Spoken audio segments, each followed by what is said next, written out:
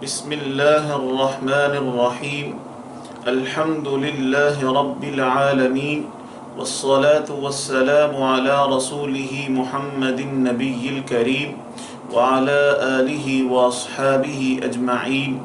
اللهم صل على محمد النبي الأمي وعلى آله وسلم تسليما كثيرا كثيرا. رب اشرح لي صدري ويسر لي امری واحلل عقدۃ من لسانی یفقہوا قولی. آج ہم ضروری اصطلاحات پڑھیں گے. ضروری کا معنی ہمیں معلوم ہے. اصطلاحات یہ جمع ہے اصطلاح کی، اور اصطلاح سے مراد یہ ہے کہ کسی ایک گروہ کا متفق ہو کر کسی لفظ کا اس کے اپنے معنی کے علاوہ کوئی اور معنی مقرر کر لینا. جیسے تجوید کا معنی ہے عمدہ کرنا، اچھا کرنا. قراء کی اصطلاح میں یا قراء کے گروہ میں تجوید سے مراد ہے کہ ہر حرف کو اس کے مخرج سے اس کی تمام صفات کی رعایت کرتے ہوئے ادا کرنا، یہ تجوید کہلاتا ہے. اصطلاحات ضروریہ یعنی ضروری اصطلاحات. نمبر 1 حروف، یعنی حروف سے کیا مراد ہے؟ تو حروف سے مراد الف سے یا تک تمام حروف مراد ہیں، یعنی الف با تا ثا جیم ہا خا، یہ تمام حروف مراد ہیں جن کی تعداد 29 ہے. نمبر 2 حروف معجمہ یا منقوطہ. اس سے کیا مراد ہے؟ تو اس سے مراد وہ حروف ہیں جو نقطے والے ہیں، جیسے با ہے، جیم ہے، اسی طرح ذال ہے، زا ہے، وا ہے، غین ہے، فا ہے، قاف ہے، اور اسی طرح پھر نون ہے اور یا ہے.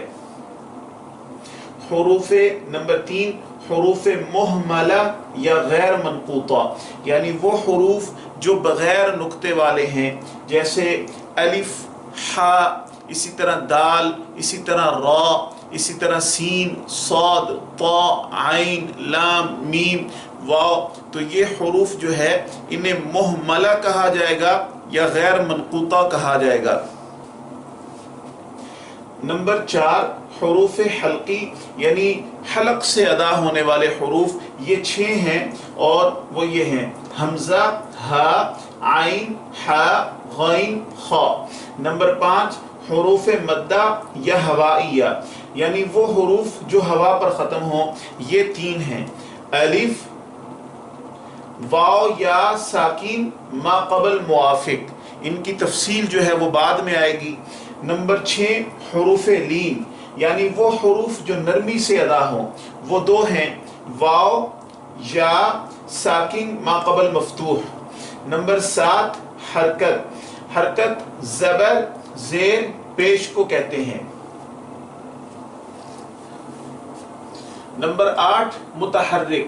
متحرک وہ حرف ہے کہ جس پر حرکت ہو. جیسے با ہے، اس کے اوپر زبر ہے، تو اس با کو متحرک یعنی حرکت والا حرف کہا جائے گا. فتحہ زبر کو کہتے ہیں، اور جس حرف پر زبر ہو اسے مفتوح کہا جاتا ہے. جیسے جیم ہے، اس کے اوپر زبر ہے، تو اس زبر کو فتحہ کہا جائے گا اور اس جیم کو جو ہے وہ مفتوح کہا جائے گا. نمبر 10 کسرہ. کسرہ زیر کو کہتے ہیں، اور جس حرف کے نیچے زیر ہو اسے مکسور کہا جائے گا. جیسے دال ہے، اس کے نیچے زیر ہے، تو اس زیر کو تو کسرہ کہا جائے گا، اور اس دال کو اس کے نیچے زیر ہونے کی وجہ سے مکسور کہا جائے گا. اسی طرح نمبر 11 ضمہ. ضمہ پیش کو کہتے ہیں، اور جس حرف پر ضمہ ہو اسے مضموم کہا جاتا ہے. جیسے یہی دال لے لیجئے کہ دال اس کے اوپر پیش ہے، تو اس پیش کو ضمہ کہا جائے گا، اور اس دال کو ضمہ ہونے کی وجہ سے اس پر مضموم کہا جائے گا. سکون جزم کو کہتے ہیں، اور جس کی علامت یہ ہے کہ لیٹر کے اوپر چھوٹی سی دال لکھی ہوتی ہے، اور جس لیٹر کے اوپر سکون ہو، جس حرف کے اوپر سکون ہو، اس حرف کو جو ہے وہ ساکن کہا جاتا ہے. جیسے یہ لام ہے، اس کے اوپر سکون ہے، تو اس علامت کو سکون یا جزم کہا جائے گا، اور اس لام کو جو ہے وہ ساکن یعنی سکون والا حرف کہا جائے گا. نمبر 13 تشدید. تشدید شد کو کہتے ہیں، اور جس حرف پر شد ہو اسے مشدد کہا جاتا ہے۔ نمبر 14 تنوین، تنوین سے مراد 2 زبر 2 زیر 2 پیش ہیں۔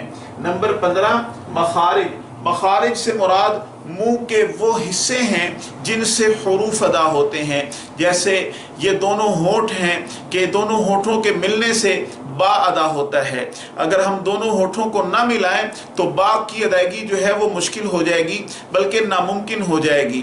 تو یہ آدھی اصطلاحات ہم نے آج پڑھی ہیں، آدھی اصطلاحات ہم انشاءاللہ کل پڑھیں گے۔ اللہ تعالیٰ سے دعا ہے کہ ہماری اس کاوش کو اپنی بارگاہ میں قبول و منظور فرمائے، اور مجھے اور آپ کو قرآن مجید کی ایسے تلاوت کرنے کی توفیق عطا فرمائے جیسے کہ اس کا حق ہے۔